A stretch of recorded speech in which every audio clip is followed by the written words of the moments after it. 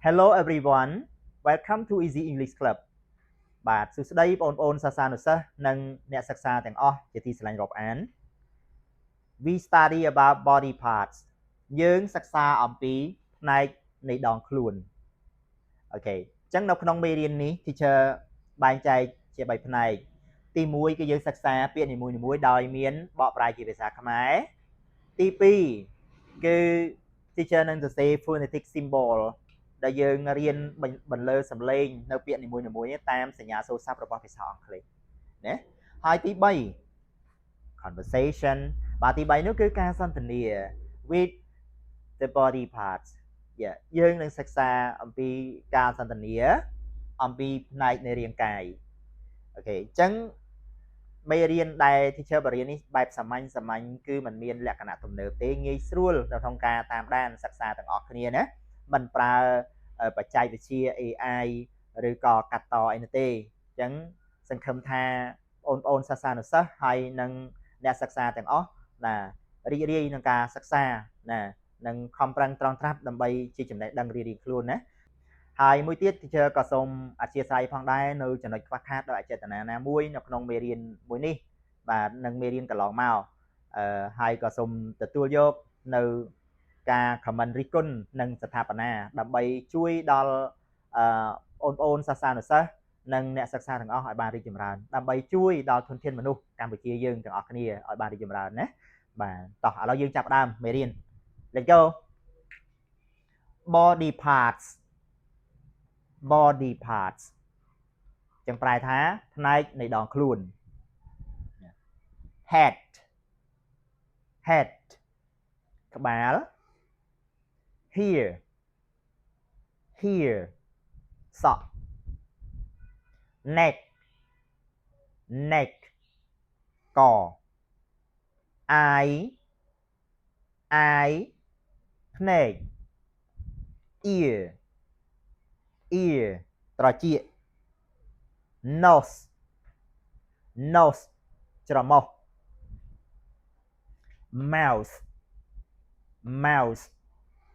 មាត់ cheek ថ្ពាល់ chin ចង្កា lip បបូរមាត់ tongue អណ្ដាត teeth ធ្មេញ yes hand ដៃ back ខ្នង abdomen ពោះ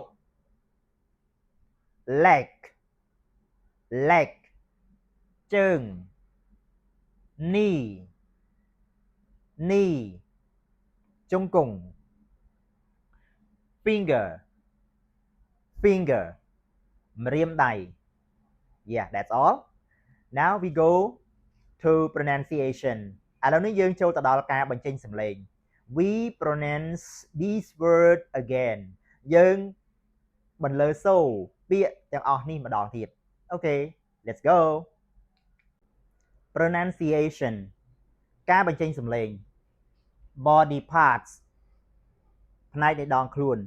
អូខេអញ្ចឹងយើងសិក្សាពាក្យហ្នឹងឡើងវិញម្ដងទៀតណាបាទពាក្យហ្នឹងយើងយកមកសិក្សាឡើងវិញដោយសរសេរ phonetic symbol នៅពីក្រោយអូខេដាក់សញ្ញាសូរស័ព្ទម្ដងអានតាមសញ្ញាសូរស័ព្ទ yeah there you go head here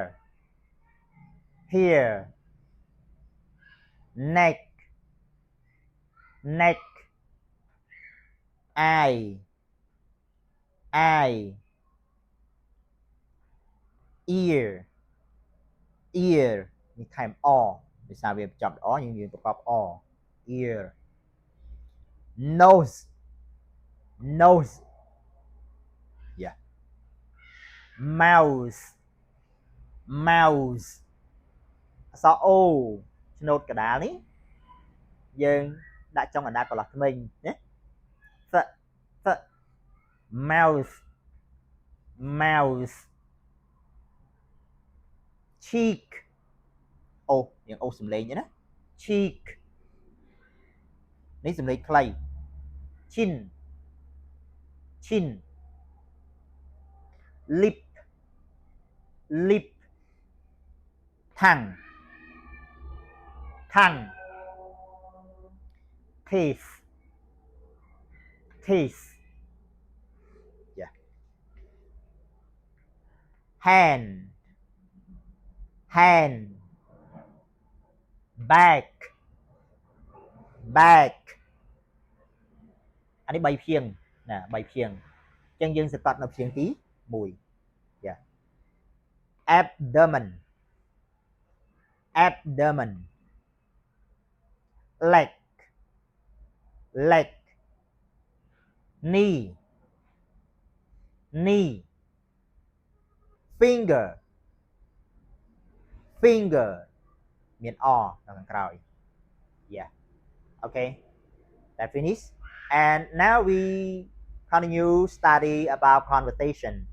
let's go conversation ការសន្ទនា yes now repeat after me សូមអានតាម teacher what is this what is this ប្រែថា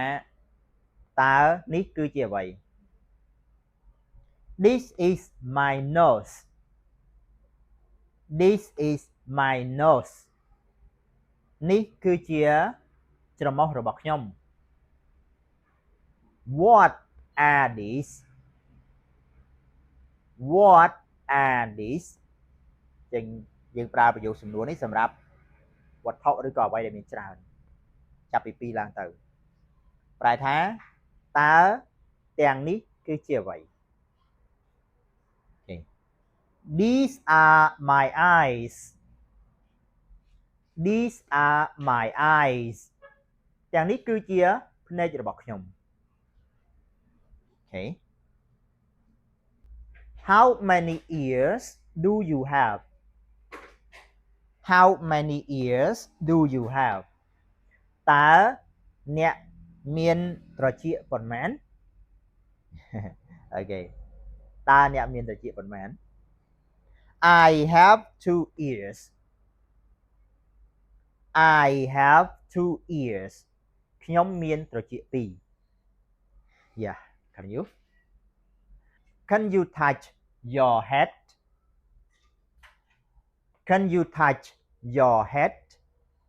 តើអ្នកអាចស្ទាបក្បាលរបស់អ្នកបានដែរឬទេ yes I can